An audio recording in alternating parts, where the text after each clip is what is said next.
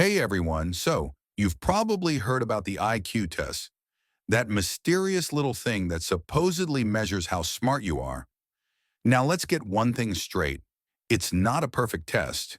Even scientists say it's kind of clunky and doesn't fully define your intelligence. But it does give us some interesting insights that might just make you wonder, how smart am I, really? Let's talk about what IQ can and can't tell us. People with higher IQs are more likely to live longer.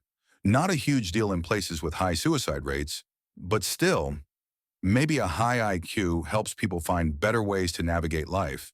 And get this, higher IQ, you're less likely to become an alcoholic, but more likely to drink. Weird, right? You drink more often, but you're less likely to spiral. Kind of makes sense though. Smart people like to experiment, but they also tend to know their limits. Same with other substances. People with higher IQs are statistically more likely to try marijuana, psychedelics, and stimulants at some point in life. There's even a theory, smarter kids often get bullied, feel out of place, like they evolved a step ahead, and some might turn to substances as a coping mechanism. But hey, IQ also links directly to success, especially when it's paired with grit and personality.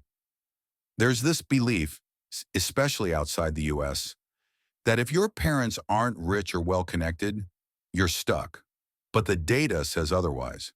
A high IQ plus a strong personality is 3 times more predictive of success than family status alone. One study tracked 920 boys from low-income families and followed up 30 years later. They found the biggest factors for future income weren't just intelligence.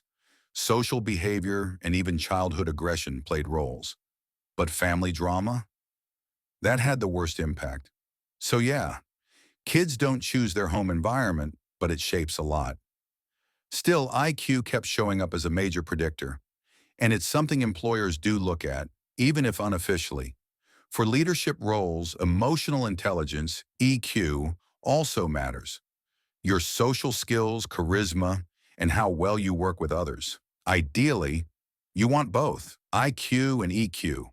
That's a powerful combo. Think confident, kind, insightful, able to really listen. The golden child your mom compares you to. And guess what? You can work on both. IQ is influenced by your genes.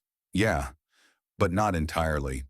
Around 50% comes from your parents, another 20 to 30% from early childhood and prenatal health, and the rest, that's on you. In other words, there's still room to grow. Some people still brag about how much they can drink or how late they stay up.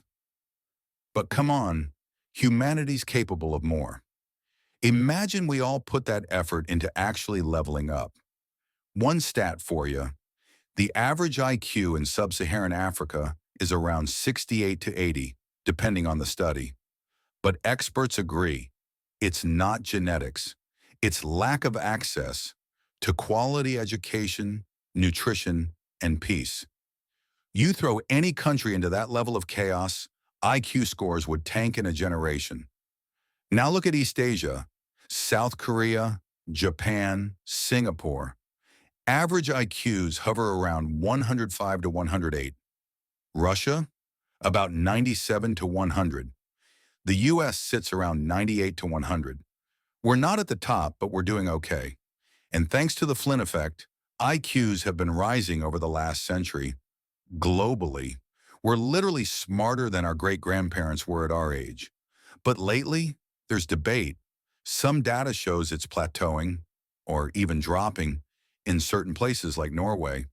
But that might be because tests are getting harder, or because smart people don't like following dumb orders anymore. Who knows? Anyway, the bottom line? You can improve. Read more. Watch films that challenge you. Think more critically. Be around smarter people. Reflect. Engage. And yeah, take the IQ test if you haven't. It takes 30 to 40 minutes. It's fun, and you might learn something surprising about yourself. Hope this video gave you something to think about. Stay curious, and see you in the next one.